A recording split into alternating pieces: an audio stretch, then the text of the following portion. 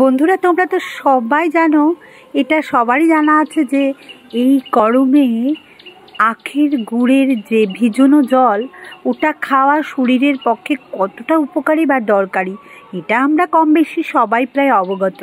তাই এই শরবতটাই আজ বানাবো। তো আখের গুড়টাকে ভিজিয়ে রাখবো জলে।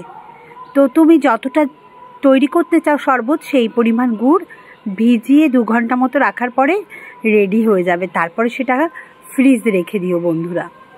তো 1 ঘন্টা মতো ফ্রিজে রাখলে আরও ঠান্ডা হয়ে যাবে। এরপরে এর ভেতর দেবো চাট মশলার গুঁড়ো, 2 চামচ চাট মশলার গুঁড়ো দেবো, পাতিলেবুর রস কিংবা গন্ধরাজ লেবু বা কাগজি লেবু যেমন তোমাদের থাকবে সেই লেবুটা দিয়ে, আর পুদিনা পাতা চাইলে একটু পুদিনা পাতাও বন্ধুরা হালকা 2 চামচ মতো রস দিতে পারো। দারুণ গন্ধ আর সেন্ট হয় কিন্তু। আর গুড়ে যেহেতু অনেক নোংরা থাকে, তাই এটাকে অবশ্যই মনে করে ছেঁকে নিতে হবে কিন্তু। আর যেহেতু লেবুটা নিংড়েছি, লেবুরও অনেক নির্যাস আছে, তো ছেঁকে নিলে কিছু আর দানা ঠানা মুখে বাঁধবে না, একেবারে সেটা পিওর হয়ে যাবে।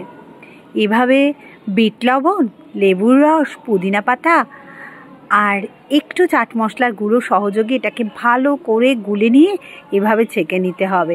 তোমরা যদি পুদিনা পাতা না থাকে তো না দিও, তাহলে দেখবে এই আখের গুড়ের শরবতে একটুও আখের গুড়ের গন্ধ পাবে না। তুমি যদি বলো তো এটা গুড়ের শরবত, কেউ বুঝবে। নইলে তুমি যদি এটা খেতে দাও, আমি হলপ করে বলতে পারি কেউ বুঝবেই না এটা আখের গুড়ের শরবত। তো অবশ্যই ট্রাই করবে কিন্তু।